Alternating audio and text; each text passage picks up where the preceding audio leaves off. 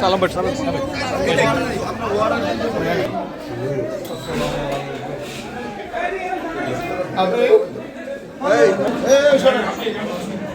তোমরা দাও ভাই আমার বোন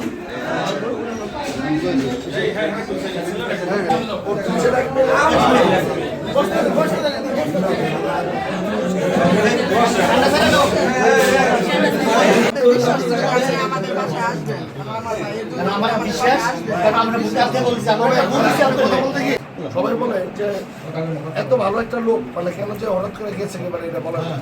তবে একটা মনে যা কিছু লাভ আমি না শুধু আমাদের পুরো বিএনপি পরিবারের সাথে থাকি। আমি একটা কথা বলি, আমরা যতটুকু পারি আমরা তো অবশ্যই থাকবো এটার সাথে, কারণ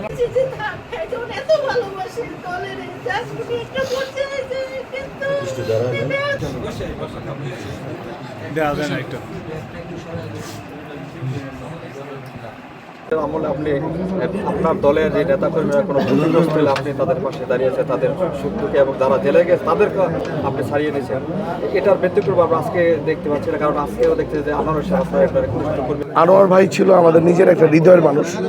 উনি দলের জন্য উনি অনেক ত্যাগ স্বীকার করেছে। উনি বেশ কয়েকবার জেলেও গিয়েছে, কিন্তু উনি দলকে কখনো ছেড়ে যায়নি।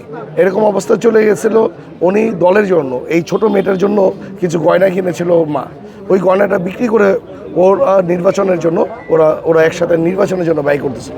কিন্তু সাডেনলি আমরা জানতে পারছি যে ইলেকশনের আগে 2 দিন আগে রোড অ্যাক্সিডেন্টে উনি মারা গেছে। যেটা আমরা সবাই বিজয় মালা যখন নিচ্ছি, কিন্তু ওনার কথা বারবার আমাদের মনে হচ্ছিল যে আনোয়ার ভাই আমাদের সাথে নেই, কারণ এই বিজয়টা আসলে তার জন্য সবচেয়ে বেশি প্রাপ্য ছিল ওদের। যাক, আল্লাহ ওনাকে বেহেশত নসিব করুক। এখন আসলে ওরা ছোট বাচ্চা, ওদের লেখাপড়ার জন্য আমরা থানা বিএনপি ও সকলে মিলে, শুধু থানা বিএনপি না, সকলে মিলে বিএনপি পরিবার আমরা সকলে মিলে আমরা চেষ্টা করব ওদের পড়াশোনার জন্য মান্থলি যতটুকু লাগে সেটা করার জন্য। এটা আসলে বড় জিনিসটা, এটা আমাদের দায়িত্ব, কর্তব্য আমাদের থাকার। ইভেন আমরা চেষ্টা করছি ওর যদি কিছু ঋণ টিন থাকে, ঋণের জন্য কিছুটা আমরা করার জন্য।